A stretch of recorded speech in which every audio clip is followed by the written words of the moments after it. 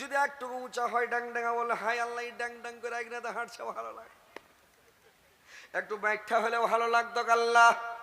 যার স্ত্রীটা ব্যাখ্যা আর মনের মধ্যে শান্তি নাই বলে আল্লাহ একনাতে বাউনির মতন ঘুর ঘুর ঘুর ঘুর করে বেড়েছে, দেখি খারাপ লাগছে।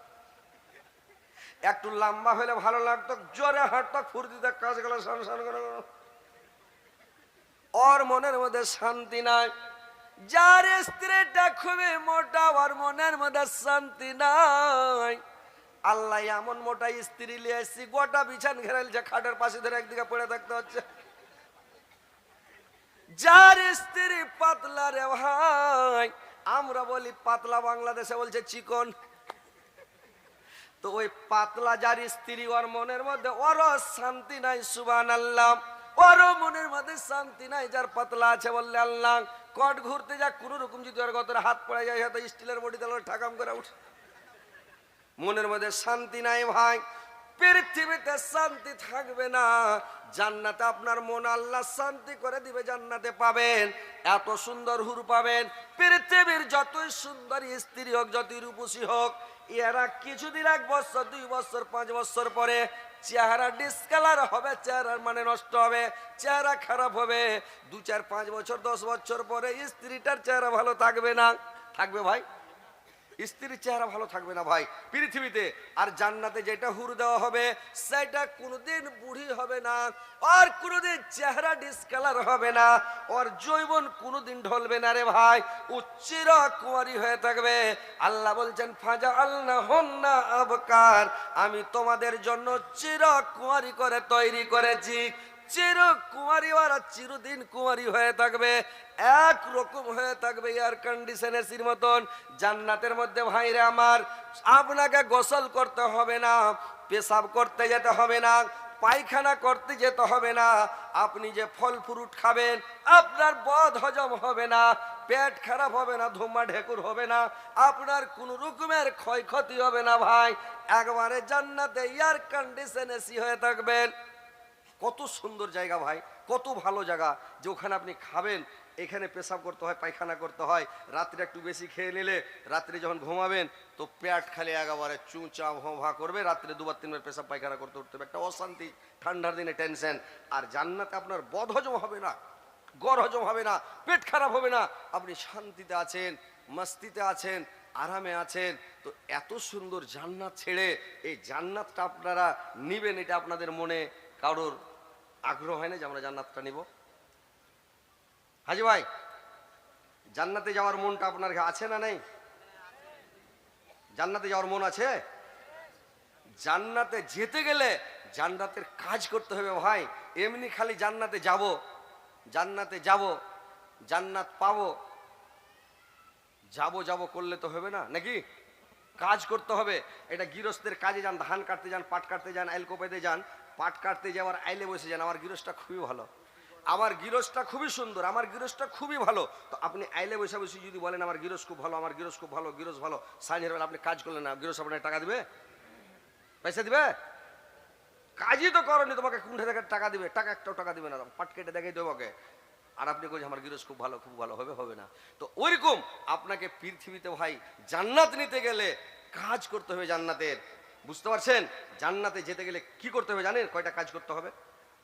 আল্লাহর নবী বলেছেন তোমরা যদি জান্নাতে যাও, 1 নম্বরে তুমি মুখের হেফাজত করো,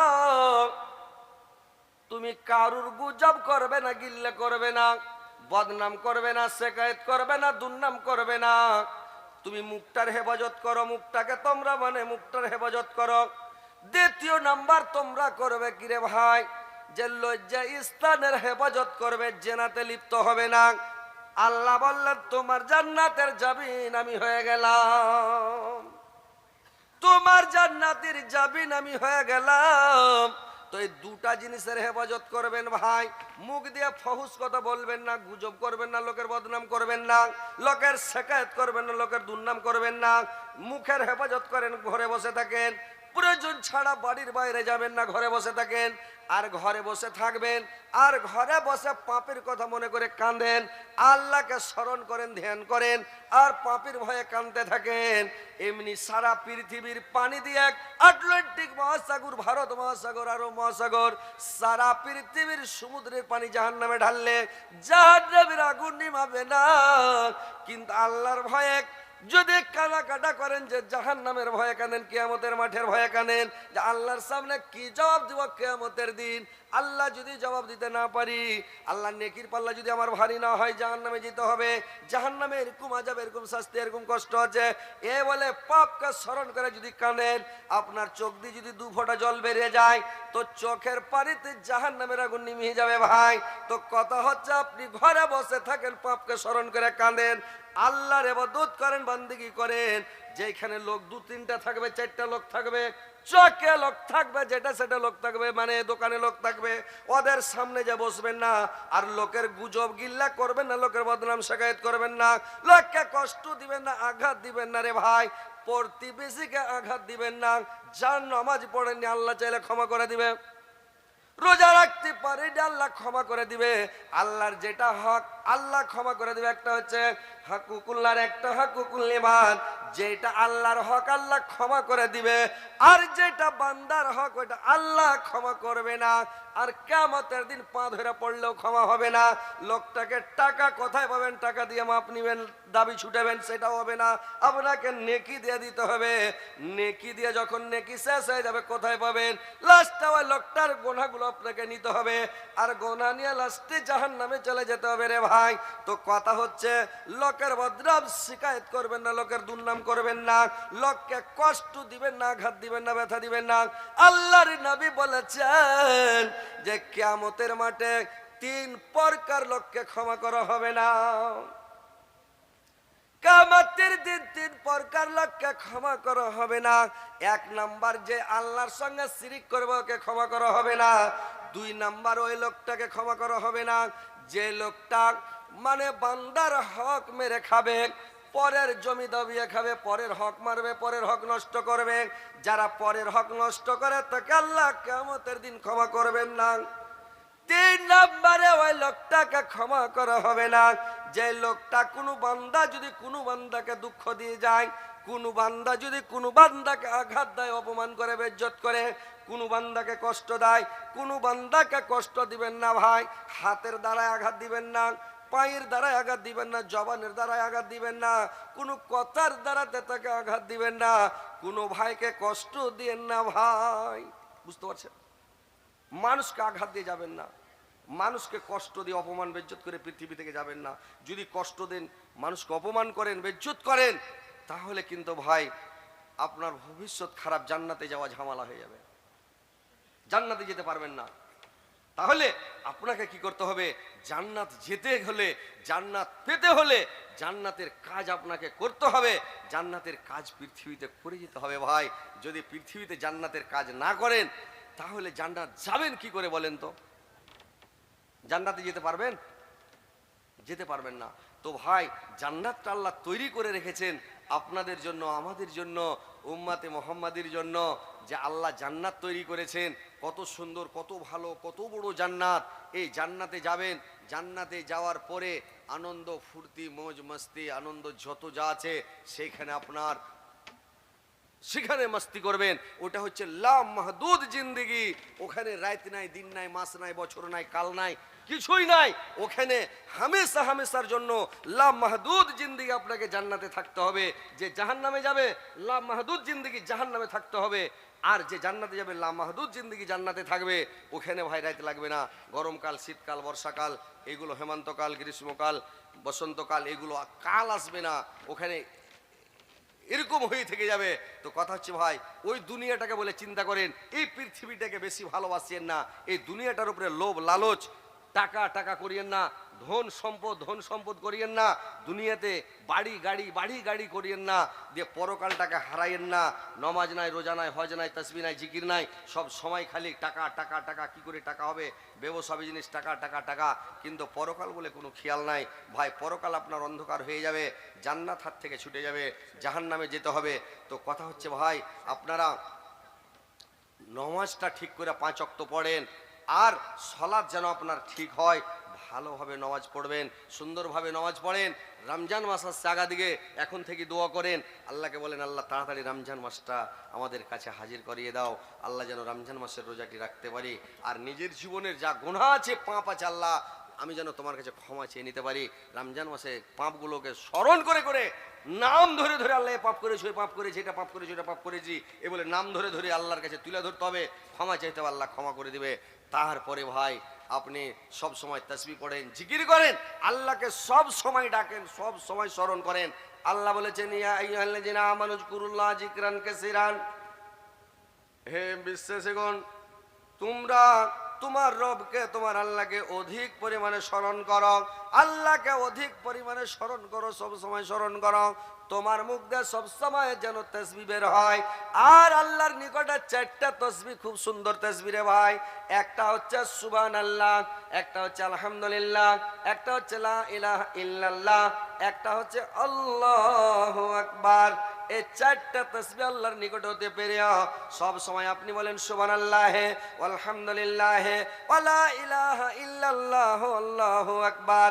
আপনি এই তাসবিহগুলো সব সময় পড়তে থাকেন। আর ভাইরা আমার, মোবাইলে সব সময় ভিডিও দেখেন না, মোবাইলে ফেসবুকে ফেসবুক দেখা দেখে করিয়েন না, আর মোবাইল দেখে সময়টাকে নষ্ট করিয়েন না। তাসবিহ জিকির করেন, আল্লাহ বিল্লাহ করেন, কোরআন তেলাওয়াত করেন।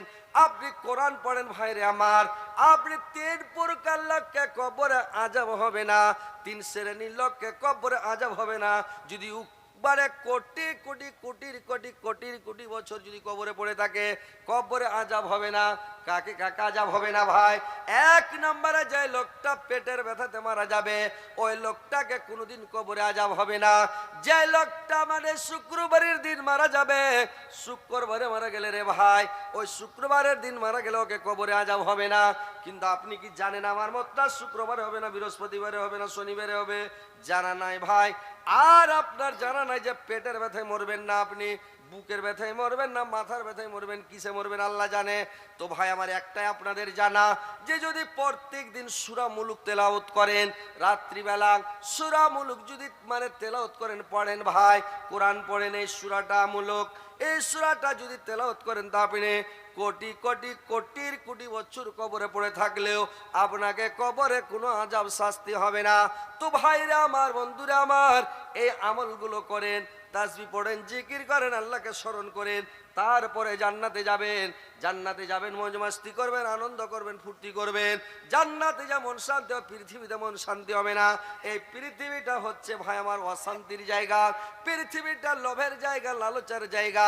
এই দুনিয়াটা হচ্ছে ময়ার, দুনিয়াটা হচ্ছে সবুজ দুনিয়া, মিঠা দুনিয়া।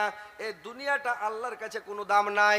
আল্লাহর কাছে যদি একটা মশার পাখার সমান, একটা মাছির পাখার সমান যদি আল্লাহর কাছে দাম থাকতো, তাইলে কাফের বেদিন মুশরিক আল্লাহ পাক এক ঢোক পানি পর্যন্ত পান করতে দিত না ভাই। কিন্তু আল্লাহর কাছে পৃথিবীর কোনো মূল্য নাই, কোনো দাম নাই।